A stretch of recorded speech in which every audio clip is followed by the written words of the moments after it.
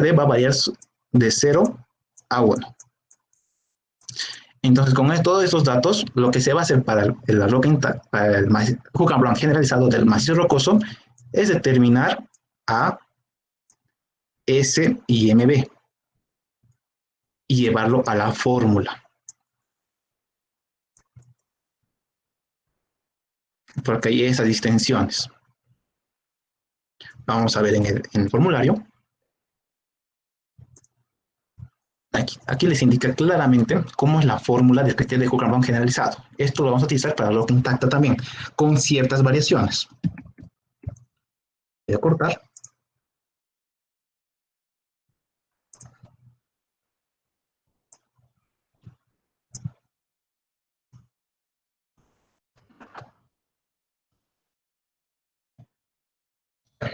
Entonces, ¿qué es lo que debemos saber primeramente de esto? Entonces, para roca intacta, colocando acá, para roca intacta, tenemos el esfuerzo de compresión de la roca intacta, de la roca intacta y el MI. Okay, este MB es MI para Hook and Brown, para el normal, para roca intacta. Y S siempre va a valer 1 y A siempre va a valer 0,5. Son constantes para roca intacta. Por eso se lo calcula para el macizo rocoso. Para el macizo rocoso se lo calcula y está en función de esos parámetros que ya había mencionado. Se calcula A, se calcula S y se calcula MB. Si me entendieron, si tuvieran alguna pregunta, por favor, me interrumpen nomás. Eso es lo que se debe hacer, esta es la metodología. O sea, todo esto es lo que se vio el día sábado, es para calcular estos dos parámetros. Vamos resaltadito. De la roca intacta, porque estamos hablando de un triaxial de roca intacta. Y después, a partir de estos, vamos a determinar recién para el Hook and Brown generalizado. ¿Ok? Entonces, vemos a la pregunta acá. ¿Qué nos dice este ejercicio? Nos dice que un túnel será excavado atravesando una formación construida mayoritariamente por areniscas de grano fino a muy fino, limolita. La resistencia a la compresión promedio obtenida en el laboratorio es 62 megapascales. Aquí está el dato uno de los datos fundamentales. Entonces, ¿de dónde sale estos 62 megapascales? Sale efectivamente de hacer todo esto, del triaxial. Y está muy claro en su formulario esta parte. Entramos, aquí les voy a compartir, les voy a mostrar. Aquí nos dice la resistencia a la compresión simple, ¿no? Que es la página 15 del formulario, y va a indicarnos las diferentes formas de determinar la resistencia a la compresión simple. Aquí está, que nos indica que es un ensayo triaxial, ¿no? Es decir, determinar los parámetros geotécnicos. Y esos parámetros geotécnicos o geomecánicos son la resistencia a compresión simple y el MI, a partir del triaxial. Aquí está, a partir del ensayo triaxial, el MI, y este es el coeficiente de correlación. Quiero saber qué significa el coeficiente de correlación. Entonces, vamos a continuar todavía con esa parte de los parámetros geomecánicos de roca intacta. Entonces, ¿qué es lo que hicieron el día sábado? El día sábado determinaron que era X, que era Y, después determinaron que era x al cuadrado, y al cuadrado y xy. Hicieron una tablita. Hicieron una tablita. ¿Pero de dónde viene esto? ¿Qué teoría es? Entonces lo que vamos a hacer es, vamos a deducir esta ecuación para mostrarles de dónde viene esta tablita que han realizado el día sábado. Entonces lo que se hace es, aquí hemos introducido una recta entre los ensayos triaxiales. Entonces lo que vamos a hacer es que esta ecuación, que va a ser para roca intacta, llevemos a una ecuación lineal. ¿Cómo se hace eso? Entonces la deducción dice lo siguiente. tenemos sigma 1, este sigma 3 va a pasar al lado de la izquierda, va a ser sigma 3, va a permanecer acá, sigma CI, compresión de roca intacta. Aquí tenemos, en vez de MB, para roca intacta es MI. ¿Sí? Aquí MI, sigma 3, estamos hablando de roca intacta,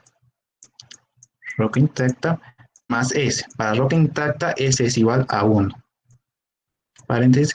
Y A, para roca intacta, es igual a 0,5. 0,5. Entonces vamos a desarrollar. ¿Qué significa este 0,5? ¿Qué significa este 0,5? Vamos a colocar con lapicito. Este 0,5 es también decirlo un medio. ¿Y qué representa un medio? Representa una raíz cuadrada. Entonces vamos a hacer lo siguiente. Continuando con la deducción, tenemos sigma 1 menos sigma 3 igual a la resistencia a la compresión de la roca intacta. En vez del paréntesis, vamos a transformarlo a una raíz cuadrada. Mi raíz estaba muy cerca. Aquí mantenemos MI, resistencia a la compresión, perdón, es sigma 3, resistencia a la compresión simple, más 1. Entonces, ¿qué es lo que realizamos para quitar la raíz cuadrada? Es elevar los dos miembros al cuadrado.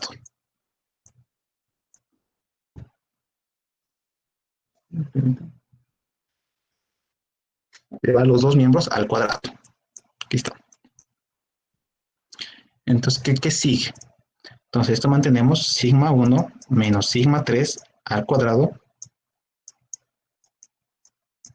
igual, aquí va a ser entonces sigma 6 de la resistencia de compresión simple al cuadrado, y esta raíz por el multiplicado por, elevado al cuadrado va a desaparecer, por lo tanto, vamos a tener MI, sigma 3, resistencia de la compresión de la roca intacta, más 1. Ahora lo que vamos a hacer es desaparecer el paréntesis. Nos tenemos sigma 1 menos sigma 3 elevado al cuadrado, igual, aquí vamos a multiplicarlo, el primer miembro sería entonces, sería MI, si vamos a anotar, MI, aquí resistencia a la compresión simple al cuadrado sobre resistencia a la compresión, entonces solo va a quedar resistencia a la compresión simple. Por la resistencia a la compresión simple de la roca intacta, multiplicado por sigma 3. Y más, aquí viene la resistencia a la compresión de la roca intacta. Ya. Ahora, si se dan cuenta, hemos hecho esta deducción para determinar que representa una recta. ¿Cómo representa una recta? Esto va a ser para nosotros Y. Esto va a ser igual a B. Todo esto es igual a B. Por sigma 3 para nosotros va a ser X. Y esto A. Nada. Hemos llevado a hacerlo, o hemos deducido, ni siquiera hemos deducido, solo hemos cambiado el orden para determinar que estos son, que va a ser una recta, que va a pasar una recta por medio de los círculos de falla. Entonces, ¿qué nos representa Y? Nos representa a sigma 1 menos sigma 3. ¿No? Esto ya lo vieron el día sábado. Va a ser igual a sigma 1 menos sigma 3 elevado al cuadrado. ¿Qué era X? Sigma 3. Sigma 3. Entonces, a partir de estos datos, aparte aquí falta un datito más importante que es el número. Que es el número. Porque a partir de esto se va a realizar la teoría de mínimos cuadrados. Toda esta tabla es para la teoría de mínimos cuadrados. Y todo eso, todas las fórmulas que se debe realizar, está en su formulario. Aquí está. Entonces, utilizando la teoría de mínimos cuadrados, que eso sí o sí se tiene que realizar paso a paso, encontramos la resistencia a la compresión de la roca intacta, pero está elevado al cuadrado. X está elevado al cuadrado. ¿Y cómo nos sale la deducción? Que A, que va a representar la resistencia de la compresión simple de la roca intacta, va a estar elevado al cuadrado. Ahí está claramente deducido. Y MI, ¿qué va a ser MI? ¿No? MI va a ser, aquí vamos a ver en el formulario, y MI nos indica que va a ser 1 sobre la resistencia de compresión de la roca intacta, ¿no? Multiplicado por la teoría también, o sea, estas son las operaciones de la teoría de mínimos cuadrados. Es decir, vamos a ver, aquí vamos a deducir uno más, con lapicito. Hemos dicho que B es igual a MI por resistencia de la compresión simple.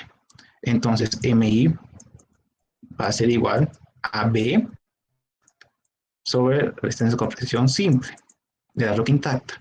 Entonces, en todo caso, va a ser MI igual a 1 sobre la resistencia de la compresión simple de la roca intacta por B. Y esto, lo que es B, va a venir de mínimos cuadrados. Mínimos cuadrados. A también viene de mínimos cuadrados, como se calcula. Por eso toda esta teoría viene de acá. Se está representada ya en su formulario. Así que esto no es necesario realizarlo, sino les estoy mostrando por qué se lo hace, de dónde viene y cómo se utiliza entonces esto. Esta es la compresión simple y esto es la constante petrográfica. Entonces, sí se lo tiene que realizar. Esto para la roca intacta, para determinar los parámetros geomecánicos, esta teoría de mínimos cuadrados, ¿no? Aquí vale n, en los números de datos que se tiene. Eso viene, eso significa. ¿Alguna duda hasta acá? Esto es un poco de aclaración de lo que llevaron el día sábado.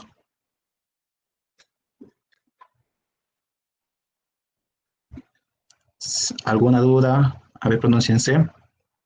¿Sí entendieron?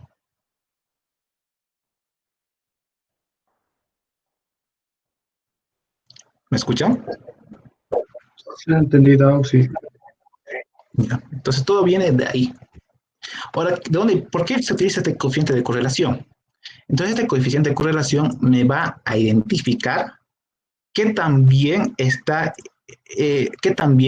representa esta línea a mis datos. Si va a representar de buena manera o no. Es decir, todo lo que los círculos hemos deducido y hemos llevado a que se represente un punto de esa manera. Es decir, en vez de ser círculos ahora, van a ser como puntos. Entonces, lo que es R, que es el coeficiente de correlación, tiene que estar cerca aproximadamente a 1. Que sea aproximadamente a 1, este R. R es R al cuadrado, ¿no ven? Por mínimos cuadrados. Pero sacando la raíz cuadrada, este valor tiene que llegar cerca a 1, aproximadamente. Es decir, tiene que estar entre 0,8 y 1, lo que nos indica que también está nuestra correlación. Esta es una correlación utilizando la teoría de mínimos cuadrados. Se tiene que hacer toda esta tablita, se tiene que hacer la sumatoria, llevar a las fórmulas de mínimos cuadrados, y así es como se resuelve estos primeros parámetros. Todo esto se lo hace solo para determinar la resistencia de la compresión simple, la roca intacta, y para determinar MI, es decir, los parámetros geomecánicos de Hooke-Brown para roca intacta. Ahora, a partir de esto, se debe hacer otro trabajo más. Se lo debe llevar ahora al macizo rocoso. Tenemos acá para el macizo rocoso.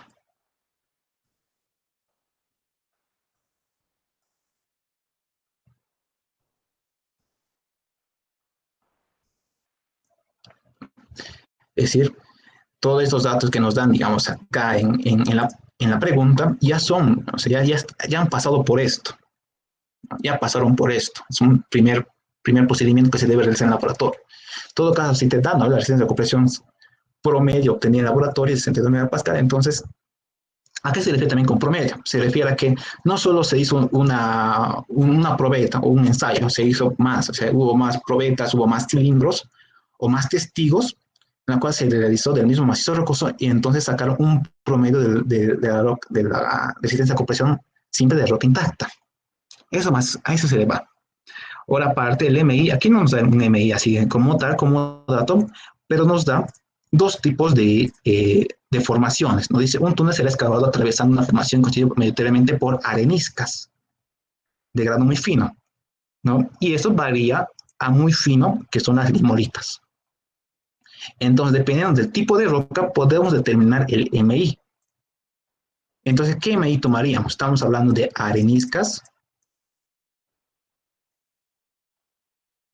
y estamos hablando de limolitas.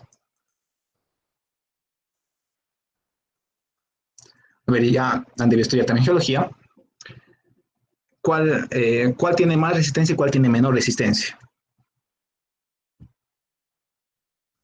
¿Alguien? ¿Cuál de las dos tiene mayor resistencia?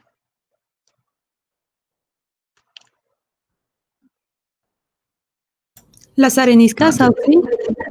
Exacto. Las areniscas tienen mayor resistencia, aparte que son de grano fino. Aparte que no sé qué es grano fino, pero tiene mayor resistencia a las limolitas que son de granos, pero muy finos. Ambas son sedimentarias. Eso ya tienen que entender también, tienen que llevar, tienen que estar en su cabeza. Si ya son sedimentarias, entonces deberíamos trabajar con la más crítica, con aquella que tiene menor resistencia. Entonces vamos a trabajar con lo que es las limolitas. Entonces veremos para las limolitas.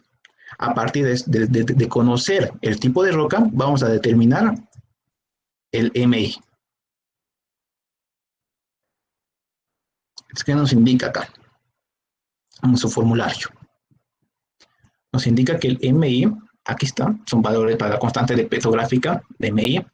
Entonces, para una limolita es 9, mientras que para una arenisca es 19. Aquí nos da una pequeña percepción de la resistencia. Entonces, utilizamos un MI igual a 9.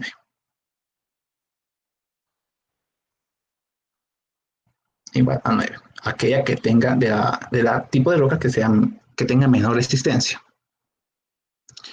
Entonces, ¿qué nos da? Ya nos da la licencia de compresión de la roca intacta, o sea, es decir, en el laboratorio ya se realizó todo este procedimiento que nos dice que es de 62 megapascales.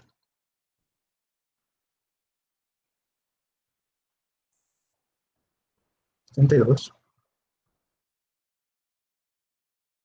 megapascales. Y aparte un MI que estamos asumiendo que va a ser de la limolita porque es la que tiene menor resistencia y es de 9. Ok, entonces a partir de estos datos, aparte nos da un GCI, les cuento. Si la cobertura, profundidad del túnel es de 150 metros y el peso específico de maíz es de 25 kilómetros de metros cúbicos. Donde se considera una voladura controlada, es tipo constructivo, tipo de perforación, de 0,7. ¿Y qué es el D? Es el factor de disturbancia. Y aparte, y un GCI 66, es decir, el tipo de roca también es G66, GCI 66, que sí parece una roca bastante aceptable, puede ser buena a muy buena, y nos da un D de 0,7. Entonces, aquí tenemos los tres parámetros geomecánicos. Con esto vamos a llevarlo vamos a determinar el criterio de ruptura de Hookham-Brown generalizado. Esta vez para macizo rocoso es generalizado. Hookham generalizado. Entonces lo que vamos a hacer es copiarnos esta formulita acá. Entonces, ¿qué debemos completar acá? ¿Qué debemos completar? Los únicos valores que deben estar así como variables tienen que ser sigma 1 y sigma 3 esta vez. Así que nosotros tenemos que completar la resistencia a la compresión de la roca intacta, tenemos que completar MB, completar S y A. Como estamos hablando de macizo rocoso, eso ya no van a ser constantes, van a variar dependiendo de la resistencia y al tipo de roca. Entonces también está muy claro en el formulario cómo se realiza este método. Por ejemplo, aquí nos dice ensayo triaxial. Si ya tenemos comprendido, se utiliza la teoría de mínimos cuadrados para determinar los parámetros mecánicos de la roca intacta. Y aquí nos viene el criterio de Hookham-Brown generalizado. Entonces, para hallar MB, que es el parámetro petrográfico, o coeficiente petrográfico, de la siguiente manera. Todo esto voy a cortar y copiar.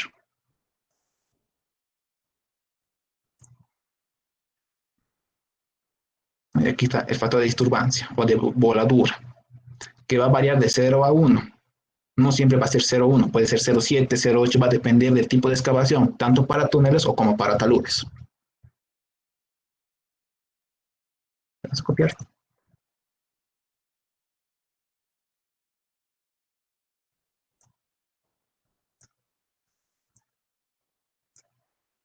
Y entonces, ¿qué se obtiene? Colocar con el lapicito. Entonces, el MB va a ser lo siguiente. MB está dependiendo del MI. MI para nosotros es 9, que va a ser exponencial, ¿no? Por la exponencial, GCI 66 menos 100 sobre 28 menos 14 por 0,7. ¿Cuánto sale MB?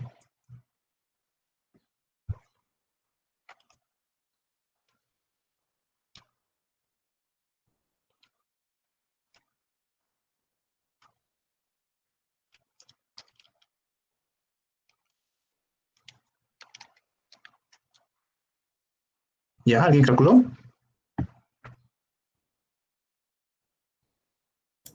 1,389. 1,39. Muchas gracias.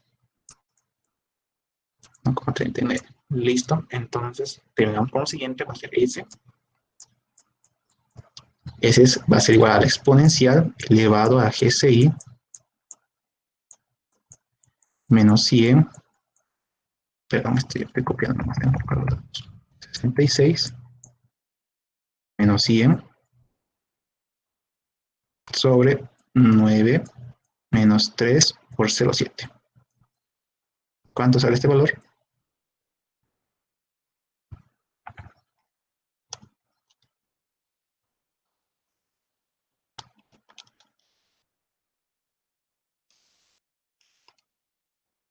Es 9.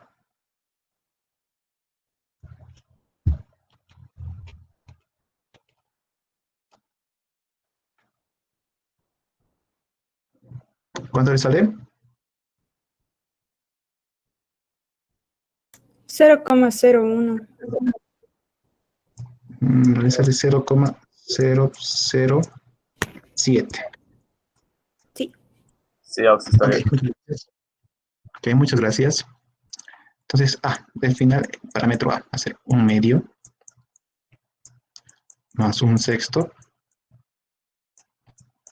a la exponencial menos 66 sobre 15 menos exponencial menos 20 sobre 3. ¿Esto cuánto sale?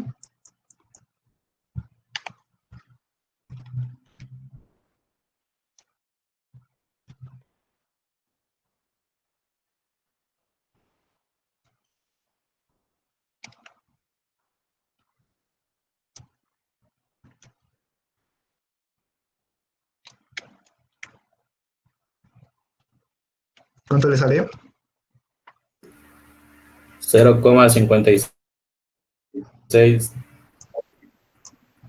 0,56. ¿Seguro? 0,518. Ok, Sí, o perfecto. a ver. Sí, está bien. 0,50. 0,502 tomaremos entonces. Un momento, por favor. Entonces, ya hemos rellenado, ya hemos completado. Tenemos la resistencia a compresión de la roca intacta. Tenemos MB, el índice petrográfico para el macizo rocoso. Tenemos S y tenemos A. Entonces, todas las variables vamos a reemplazarlo en la fórmula, en la ecuación. Entonces, vamos a reemplazar. Por lo tanto, tenemos que sigma 1 Y aquí le coloca un apóstrofe. Es la indicación de que van a ser esfuerzos drenados. Estamos hablando de una roca, entonces que sí, vamos a hablar de esfuerzos drenados. O de un macizo rocoso. Es como hablar, va a tener un comportamiento muy similar en cuanto al drenaje que la arena. La compresión de la roca intacta, perdón, aquí directamente 62 megapascales. Después el MB, que es 1.39. Después sigma 3, ¿no?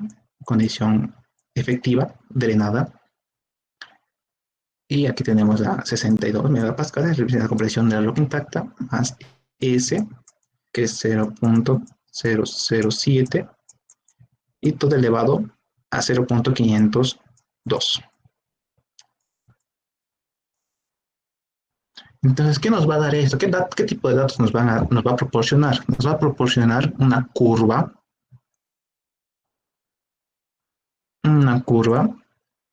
o sea, va a ser un criterio no lineal, de esta manera.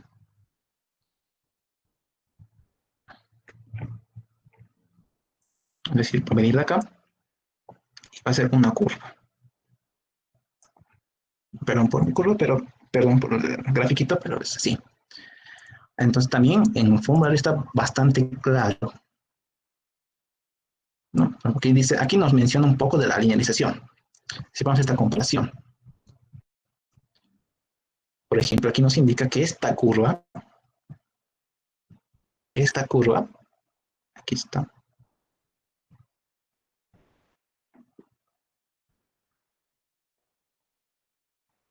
que aquí está esta curva, tiene el comportamiento, es una curva, es una función no lineal que pertenece a Hook and Brown.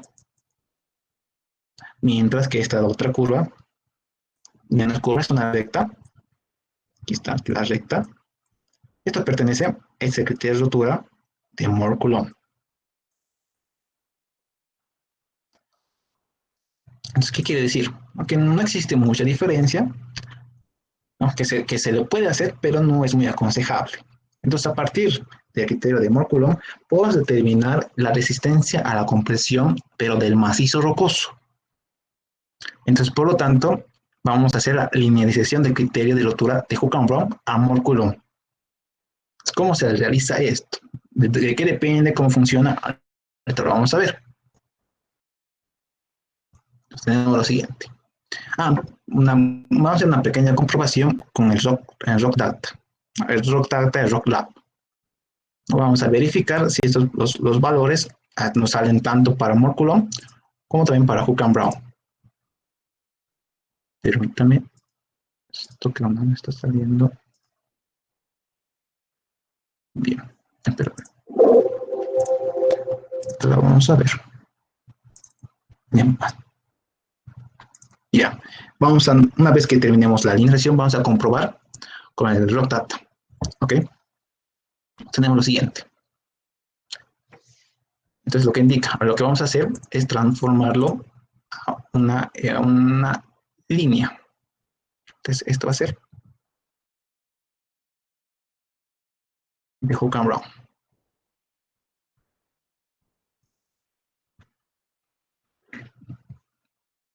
Digo, Moore-Coulomb. Este es Moore-Coulomb.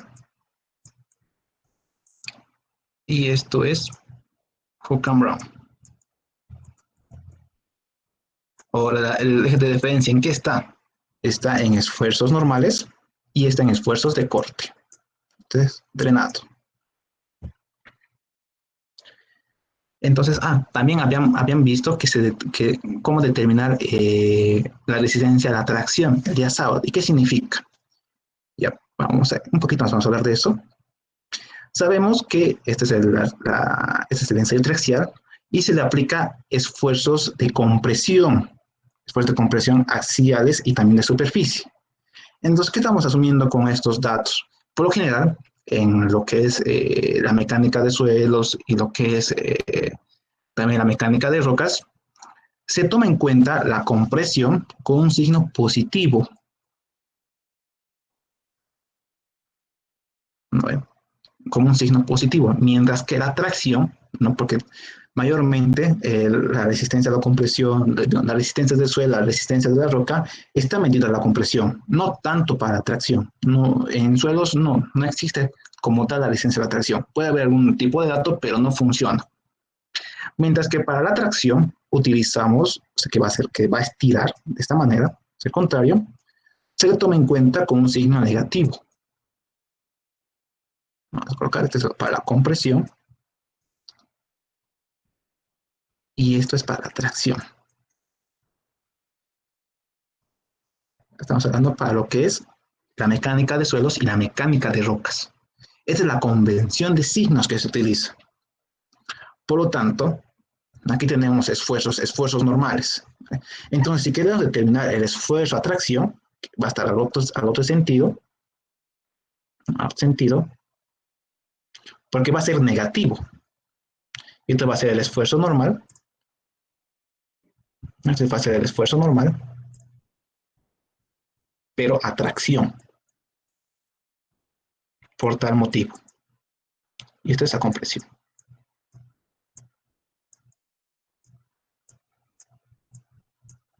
Por eso, utilizando esta ecuación, cuando sigma,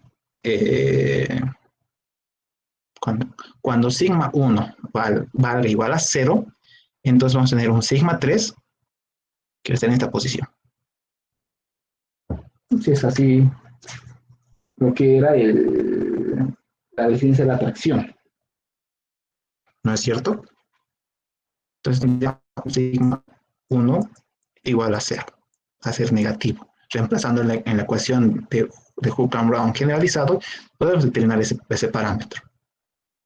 Porque esto va a ser negativo. O sea, no se preocupen que sea negativo, está bien. Es parte de la nomenclatura que está llevando o la convención de signos que lleva la mecánica de rocas, por tal motivo. Es decir, los estudios son más que todo para compresión. Y en vez de realizarse o de,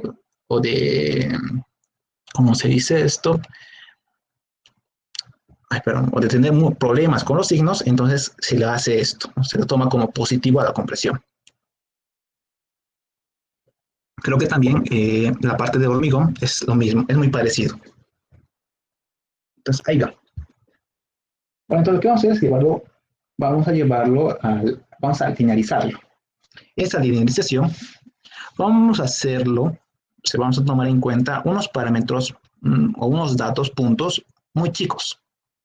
¿Qué me refiero? Entonces vamos a tener estos parámetros, unos puntos que nosotros vamos a asumir. Ya vamos a ver de dónde salen esos puntitos en una tablita, y que nuestra recta para realizar el criterio de altura de Moore-Coulomb sea lo más preciso posible. Si para realizar la rectita que pase por los puntos sea lo más preciso posible, aunque sea más rectito. O sea, que tanto Hooke-Brown como Moore-Coulomb tengan una correlación igual a 1, o sea, que sean casi perfectos, que tengan una buena correlación.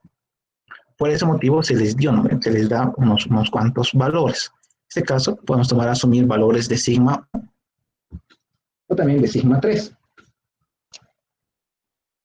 Ahora, eso va a depender, perdón, que me estaba equivocando. Este es para cuando es una gráfica de sigma 1 y sigma 3. Van a disculpar. Por lo tanto, para sigma 1, sigma 3 va a ser negativo. Por lo tanto, esto es conocido como el esfuerzo a tracción. Estás revisando en el formulario. Es así como se ve la curva. Aquí está el esfuerzo principal mayor, sigma 1, y en el lado horizontal está el esfuerzo principal menor, sigma 3. Y aquí nos indica también, un poquito más clarito, aunque no se le nota muy bien.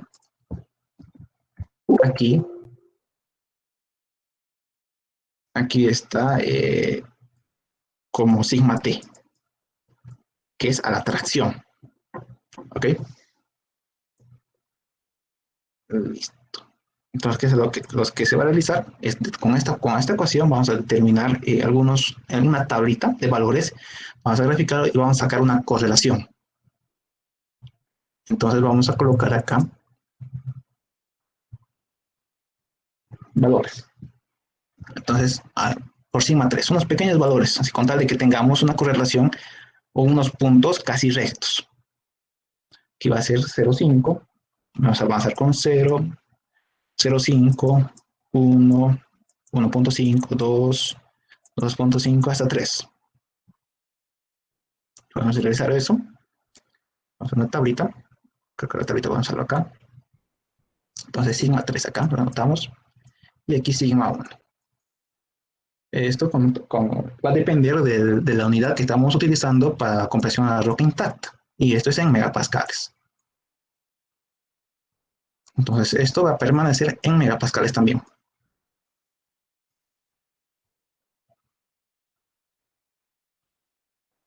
Entonces, aquí vamos a tener, digamos, 0, 0,5, 1, 1.5, 2, 2.5 y 3. ¿Ya? Alguien que puede hacer, que puede reemplazar estos valores de sigma 3 a esta ecuación y darme directamente los valores de sigma 1. ¿Cuánto sería?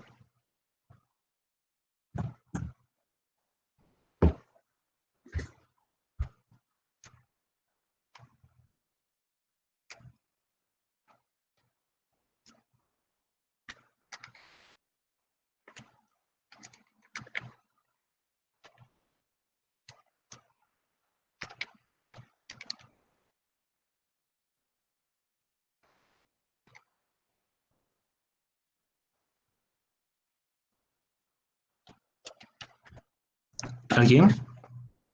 ¿Sacó algún resultado?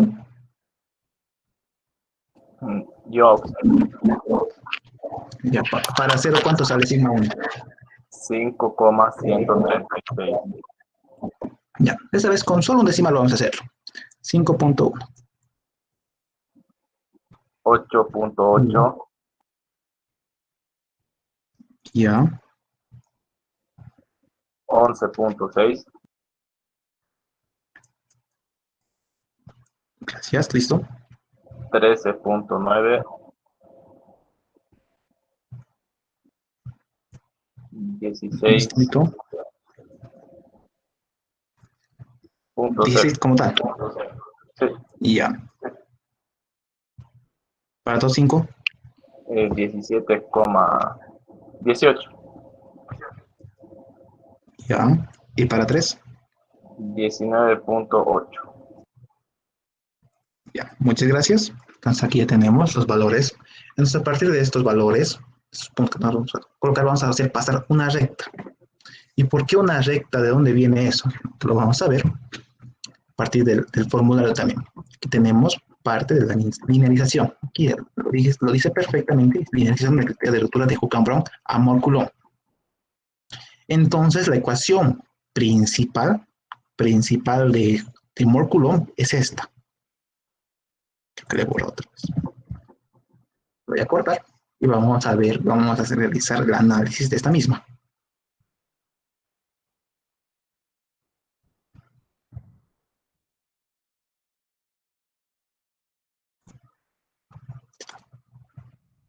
Esto va a ser, esto viene, esta también es deducida de la ecuación principal de Hookham-Brown. Esto no es, perdón, disculpar. Viene deducida de la ecuación principal de Hookham-Brown. ¿Qué nos dice la ecuación principal de Hookham-Brown? El esfuerzo a corte va a ser igual a la cuestión más la distancia, más el esfuerzo normal por la tangente del ángulo de fricción. Esto es Mohr-Coulomb, test de costura de Mohr-Coulomb. Entonces se lo deduce esto. O sea, hay una deducción, ¿no?, de esta ecuación en la cual llega a esta. A ver si ahorita me acuerdo. No me acuerdo muy bien. Es un método un poco más larguito. Si gustan, la próxima clase los voy a tener ya esta deducción, ¿no? Pero se llega de esta manera, se llega acá, a esta ecuación. Y esta ecuación representa también una recta. Entonces, ¿cómo representar esa recta? ¿Qué va a ser esa recta? Entonces, esto va a significar igual a y, esto va a ser a, esto va a ser, k va a ser igual a b, y el factor k, y el sigma 3 va a ser igual a x. Y en realidad todo esto es un resumen, es una reducción de continuación. También está en el formulario, que está, y es esta la ecuación completa. Esta es la ecuación completa.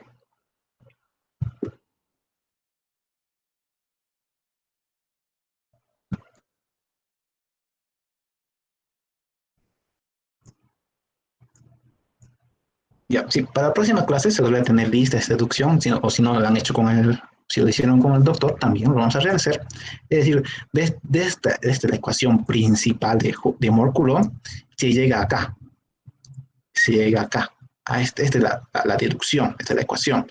Y a partir de esto lo reduce, es decir, lo simplifica. Todo esto, ¿qué va a valer?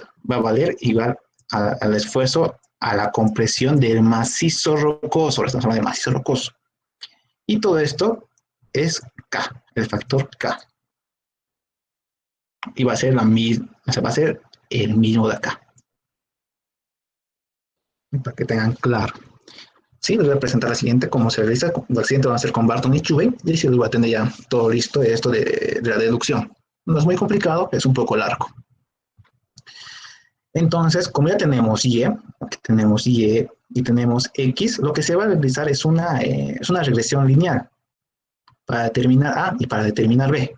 Con estos A y B vamos a poder determinar la resistencia a la cohesión y la resistencia de fricción, que son los parámetros fundamentales o los parámetros geomecánicos principales de Moore-Coulomb. La cohesión y el ángulo de fricción. Los demás son datos. Entonces vamos a hacerlo. Tú conmigo.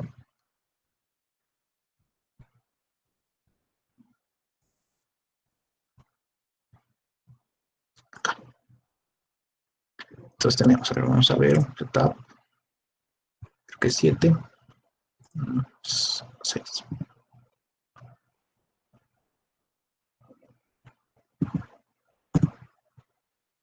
Una recta. ¿O no?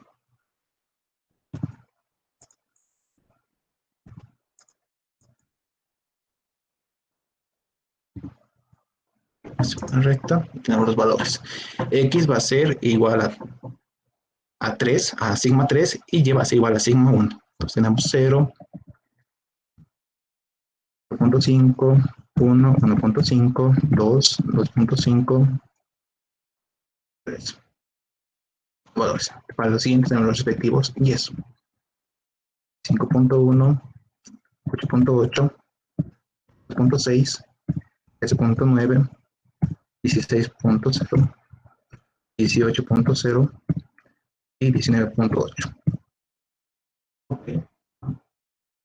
Estas opciones. Vamos a calcular la regresión. Tenemos lo siguiente.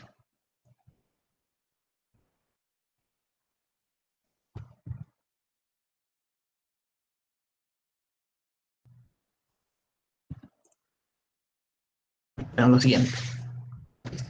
Clarito. Que A, B, todo eso. Entonces podemos llegar a la siguiente conclusión. Que A, que va a ser igual a la resistencia a la compresión del macizo rocoso, por eso lleva M, va a ser a 146 megapascales. Aquí estamos viendo una reducción considerable, ¿no? Que va a ser menor a la resistencia a la compresión de la roca intacta, que esto es de 62 megapascales. ¿Y esto por qué hay tanta reducción? ¿Por qué reduce tanto? Por el hecho de que aquí en el macizo rocoso ya toma en cuenta la discontinuidad, es decir, todo lo que es Hook and Brown, y llevando a Moore-Coulomb, está tomando en cuenta las condiciones de las discontinuidades, que eso es lo que va a reducir, o sea, empleando aquí todo lo que es el GCI, que hemos visto acá, que es parte de la roca, que describe la roca del macizo rocoso de las discontinuidades. Por tal motivo, se va a ver, o sea, por este factor, va a ir afectando a todos estos valores y va a ir a reducir la resistencia a la compresión del macizo rocoso. Si este es mayor, entonces algo está mal. Si la resistencia a la compresión del macizo rocoso tiene que ser siempre menor a la resistencia a la compresión de la roca intacta. ¿Ok? Después lo que nos sigue va a ser B. ¿Qué es B? B va a ser igual a K, ¿no? Que es un factor, y esto es igual a 4.778. 178 es un coeficiente, una dimensional. Entonces vamos a ir reemplazando en esta ecuación. Nos indica que K es igual a 1 más seno del ángulo de fricción sobre 1 menos seno del ángulo de fricción. Entonces, para esto, bueno, hay una serie también de deducción en la cual se va a despejar sigma, o digo, el ángulo de fricción. Y esa es su fórmula ya despejado. Aquí está. Aquí está el ángulo de fricción. Entonces, vamos a copiar.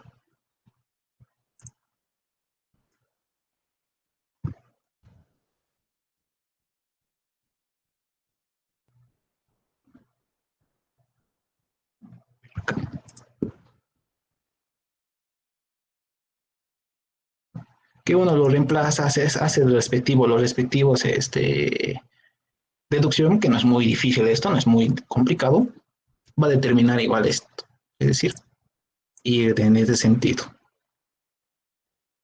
Por lo tanto, tenemos que el ángulo de fricción va a ser igual al coseno de K. ¿K cuánto vale? 4.778 menos 1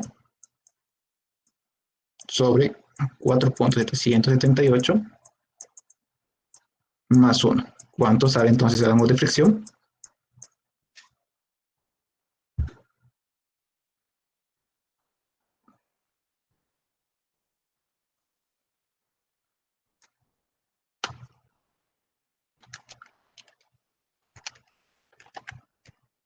¿Alguien? 40.83. Muchas gracias. 40.83 grados. Ahora, aquí ya viene la parte de la interpretación, el análisis de resultados.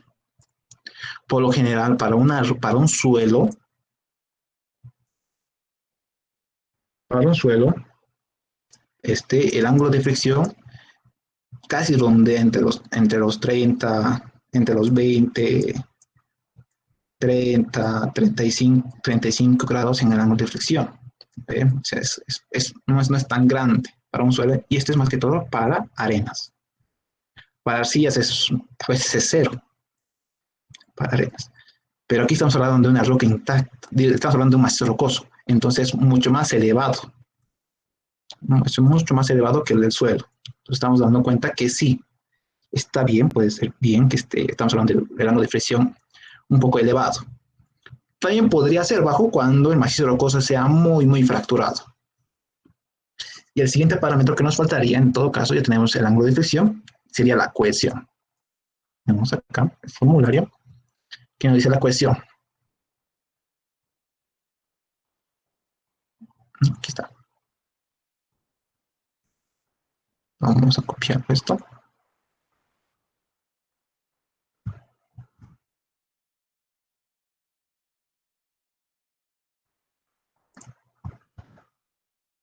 ¿Y dónde viene esta forma de la cohesión? Esta forma de la cohesión viene de acá. De acá. Es decir, ha igualado la resistencia de la compresión simple del macizo rocoso, va a ser igual a 2 veces la cohesión por coseno del ángulo de fricción sobre 1 menos seno del ángulo de fricción. Viene de ahí. Y se hace el despeje, por lo tanto tiene la siguiente, que es la cohesión. Entonces, por lo tanto, la cohesión tenemos que va a ser igual la resistencia de compresión del macizo rocoso es de 6.146, 1 menos seno del ángulo de fricción, que es 40.83 grados,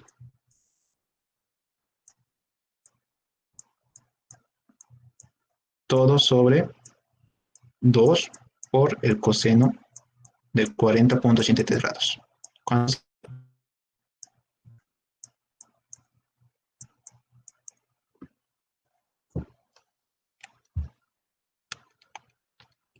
Uno punto 41. 1.41. Entonces no existe una gran cohesión. Estamos hablando en términos de megapascales. Sí, es alto la cohesión. Es alto. En arcillas, esta cohesión es entre, a lo que me acuerdo, en arcillas no es muy alto. Creo que varían entre 30 y 50 kilopascales, no megapascales, kilopascales. Y aquí un megapascal estamos hablando de 1000 kilopascales. Es una cohesión bastante elevada.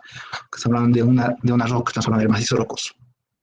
Entonces, todo lo que es la linearización. Si tuvieran alguna pregunta, ahí terminaría el ejercicio como tal. Lo único que les debería es cómo realizar esta deducción de la ecuación.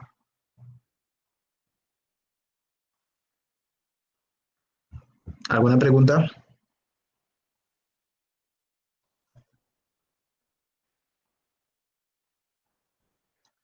Ahora, si no hay una pregunta, si entendieron entonces todos, vamos a hacer una pequeña demostración de cómo se lleva esto al Rock Data.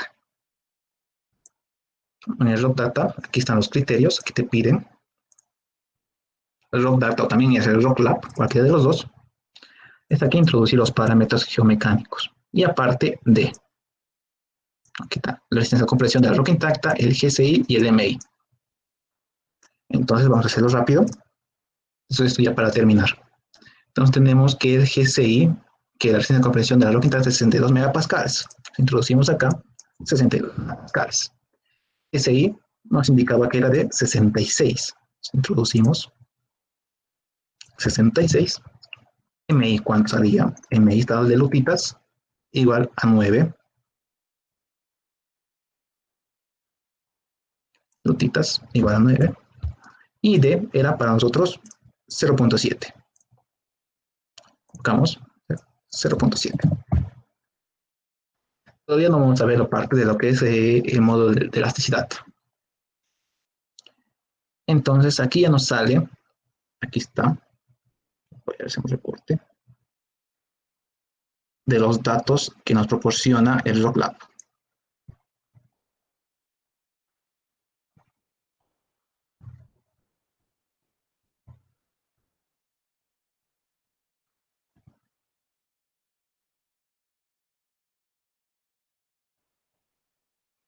Entonces voy a colocarlo acá.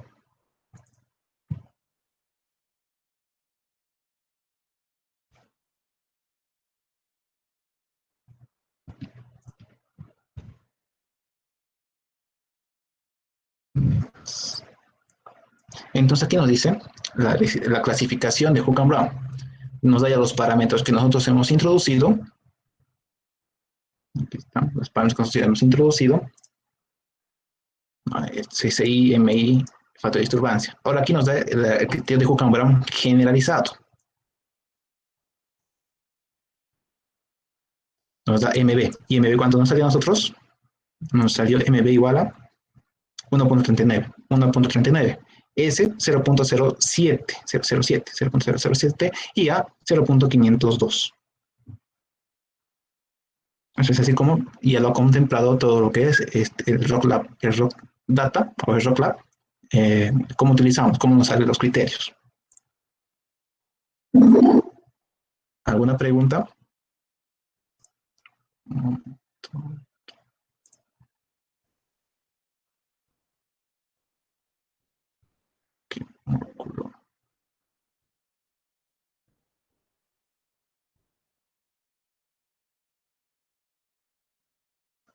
¿Alguna pregunta hasta aquí?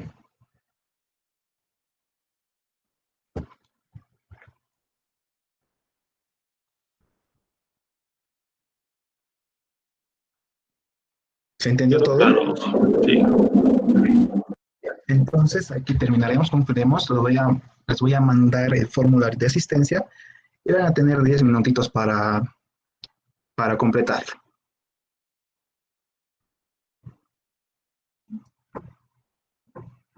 Hasta 3:40. Permítanme.